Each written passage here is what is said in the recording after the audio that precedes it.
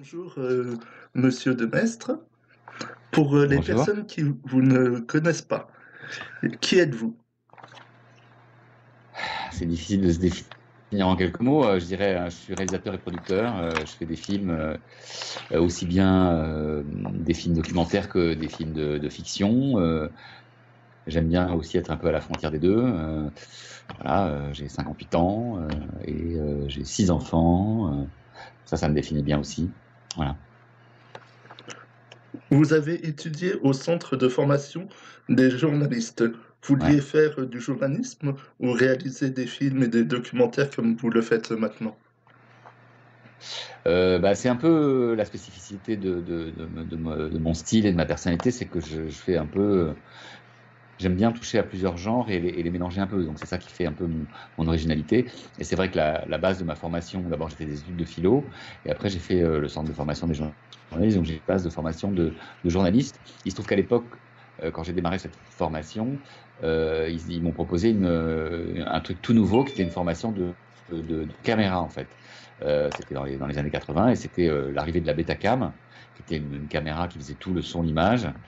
Et donc, ça m'a permis, en fait, de créer quelque chose d'un peu personnel à l'époque, qui était de partir tout seul avec ma caméra, faire des films un peu partout dans le monde. C'était journalistique à la base, c'est devenu de plus en plus documentaire. Et puis la fiction est arrivée là-dessus et j'ai fait quelques fictions. J'ai mis un peu de temps à trouver ma façon de faire de la fiction et bon, j'ai l'impression maintenant d'avoir à peu près, euh, en tout cas, être à peu près heureux de la façon dont je peux la faire. Après, aujourd'hui, il se trouve que avec Mia et le Lion Blanc, il y a eu une rencontre avec le public et donc c'est génial. Donc oui, journaliste de formation, journaliste dans mon intérêt pour le monde, que j'essaie de remettre aussi après dans des histoires qui sont plus des romanesques. Vous avez réalisé des documentaires sur la famine, la guerre. Est-ce que c'est pour montrer une vision de ce qui se passe dans le monde ou pour autre chose? Bah, j'aime bien raconter le monde. J'aime bien passer des messages, pas de manière didactique, mais avec des histoires fortes, des histoires de gens. Donc, même en documentaire, j'ai toujours parlé des gens. J'ai essayé de raconter leurs histoires, de m'approcher au plus près d'eux. C'est aussi pour ça que quand je suis tout seul et que je fais du reportage ou du documentaire, ça me permet d'être en immersion parce que seul, on se mélange plus facilement aux gens. Et donc, oui, c'est toujours de raconter, de dénoncer, de montrer la réalité. Et puis, maintenant, j'ai un peu vieilli, j'ai plein d'enfants, et donc j'essaie maintenant de raconter des histoires en me tournant aussi vers l'avenir, en ayant un côté peut-être euh, plus tourné vers les enfants et les jeunes et la famille, pour aussi essayer de trouver une autre manière finalement de passer ces messages. Alors oui, bon, la guerre, les famines, toutes ces choses-là, c'était le début de ma carrière. C'est vrai que c'était les 10-15 premières années, j'ai beaucoup baroudé, comme on dit, un peu partout dans le monde, mais j'étais plus jeune. Aujourd'hui, voilà, j'essaie de structurer un peu plus dans des choses euh, plus larges, parce que c'est vrai que le documentaire est plus tourné vers quelques personnes qui sont intéressées par le documentaire. C'est plus restreint comme public. Le film familial est tourné vers évidemment des millions de gens. Votre dernier film, Mia et le Lion Blanc, qui sortira en DVD en mai prochain, devait être Ouais. en premier lieu un documentaire pour, euh, pour parler de la chasse au lion en Afrique. Pourquoi en avoir fait un film? Alors, il a été un documentaire, hein, puisque c'est comme ça que j'ai rencontré Kevin Richardson. J'ai fait un documentaire sur lui, qui était un portrait ce qu'on appelle l'homme qui murmure à l'oreille des lions, qui a créé une relation avec plein de lions, qui a un peu bousculé, changé la frontière relationnelle qu'on peut avoir avec ses fauves, et créé une relation de respect et de compréhension avec eux. Et son combat, au fond, c'est aussi la sauvegarde du lion dans la nature qui est vraiment très menacé. Et donc, on a fait un documentaire ensemble. Et c'est comme ça, en fait, que je lui ai parlé de l'histoire de Mia et le Lion Blanc et que je lui ai demandé s'il pensait qu'on pouvait le faire en vrai. C'est-à-dire avec une vraie actrice qui pourrait créer cette relation comme lui avec le lion. Et c'est comme ça que l'histoire est partie. Mais aussi parce que, évidemment, le documentaire que j'ai fait avec Kevin, il est passé à la télévision, il a touché évidemment des gens, mais des gens qui sont passionnés, comme je disais tout à l'heure, par le documentaire et surtout par le message qui était derrière ce documentaire. Mais évidemment, généralement, c'est plutôt des gens qui sont convaincus. Là, je voulais plutôt alerter des gens qui n'ont pas idée de ce qui se passe aujourd'hui en Afrique du Sud Oui, la chasse au et dans plein lion de pays. en captivité Lyon, qu'on ah, appelle, je sais plus comment ça s'appelle. la chasse en boîte. Voilà, Voilà. la chasse en boîte. Aussi, bah, évidemment, la façon dont l'être humain détruit la nature, la saccage, l'exploite, du point de vue évidemment des animaux, mais de plein d'autres points de vue. Enfin, moi, c'était plutôt le point de vue des animaux qui m'intéressait. Et donc, de passer ce message à des enfants, à des familles qui en venant voir le film au cinéma, et puis maintenant, évidemment, en regardant en DVD ou en Blu-ray, euh, euh, vont s'amuser, vibrer, pleurer, enfin, vivre une vraie aventure de fiction, une vraie histoire qui va les emmener en Afrique et dans la tête de cette petite fille, mais aussi derrière ça, qui ait une prise de conscience sur la façon dont on traite ces animaux. Ce tournage s'est fait sur 3 ans pour que les acteurs principaux soient en communion avec le lion. Était-ce difficile? Bon, c'est un gros travail, hein, qui est un travail qui évidemment a pris donc 3 ans de tournage, donc déjà ça n'existe pas au cinéma. De tourner pendant 3 ans, c'est extrêmement rare. Je pense pas qu'il y ait beaucoup d'autres expériences à part Boyhood, mais voilà, c'est une expérience unique parce que là, en plus, c'est avec un lion. L'idée, c'était de créer cette relation entre cette petite et ce lion dès l'âge du bébé lion, du lionceau. Elle l'a élevé, elle l'a caressé, elle l'a nourri, elle l'a soigné, et ils ont grandi ensemble. Elle le voyait tous les jours, même si nous on tournait par petites périodes pendant ces 3 ans.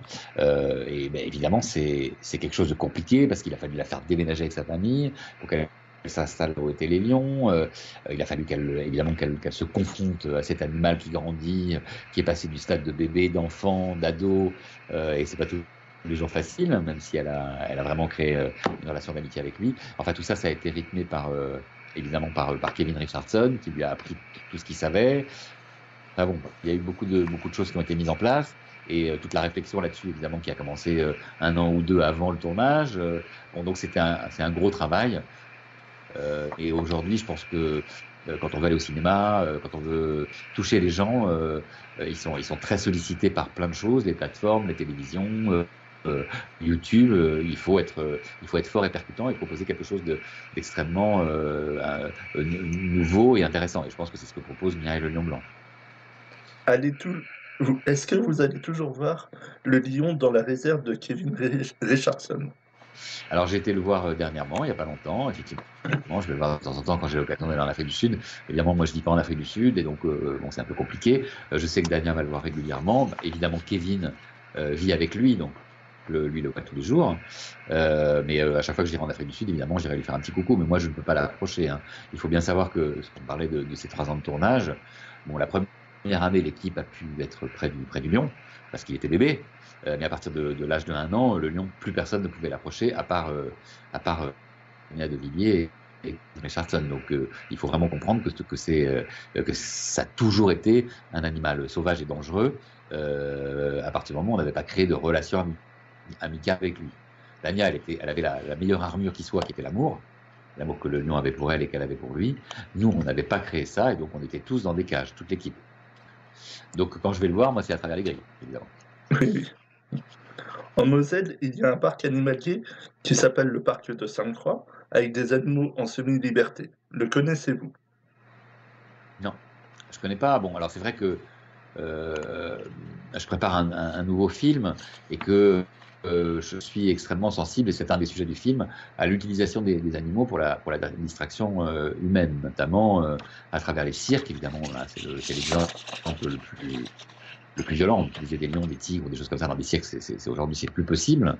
C'est quelque chose qui va évidemment être abandonné. Et les zoos, où souvent les animaux sont très restreints. Alors les parcs animaliers où les animaux vivent en semi-liberté, déjà c'est quelque chose de plus tolérable, mais il faut faire très attention à la façon dont on traite les animaux aujourd'hui. Donc je connais pas, j'espère qu'ils sont éthiques, et s'ils sont éthiques et qu'ils sont là pour faire de la conservation, c'est fantastique. En parlant du film pour le cirque, j'ai vu sur Internet que vous allez en réaliser un. sur Et plusieurs années aussi, parlant d'un loup et d'un lion. voilà, exactement. Bah, le film dont je parlais. Le tournage démarre le 20 mai, donc on n'est plus très loin, dans un mois et demi, au Canada, dans au Québec, dans un lac qui s'appelle le lac Sakakomi. Euh, c'est une grande aventure et une histoire d'amitié et de frères de lait entre un bébé loup et un bébé lion qui vont grandir ensemble. Ils sont recueillis par une jeune pianiste qui vit là-bas au fond des bois. Il y a toute une histoire entre eux, toute une grande aventure. Ils y sont enlevés parce qu'ils appartiennent un à un cirque et l'autre à un scientifique. Qui fait des expériences sur les animaux. Donc voilà, le film est évidemment un film familial, qui est là aussi pour faire vibrer. Et on va vraiment tourner en vrai le bébé loup et le bébé lion. C'est la première rencontre au cinéma des deux grands prédateurs mythiques du cinéma qui sont le loup et le lion. On va les faire se rencontrer dans ce film. Je vous dis pas comment, mais vous verrez le film, comment ils arrivent à se rencontrer, parce qu'ils sont pas censés se rencontrer. Et derrière, évidemment, on a envie de toucher le public familial, mais aussi de passer des messages sur attention, la façon dont on peut exploiter les animaux, notamment par les scientifiques ou les cirques. Cette année, j'ai vu qu'il y avait un autre film qui va sortir qui doit s'intituler Ces enfants qui sauvent le monde. De quoi ça va parler? Alors bon, on va penser que je suis un peu super actif, hyper actif comme on dit. Mais oui, effectivement, là je suis en tournage, je suis en train de finir le tournage, vraiment là, dans les jours qui viennent, pour pouvoir démarrer le nouveau film au Canada. Alors là, c'est un documentaire, mais qui va sortir au cinéma le 25 septembre, qui va être sorti par Disney, qui aime bien Disney faire aussi des films à fort message. On pense au chemin de l'école. Moi, j'avais fait avec eux le premier cri.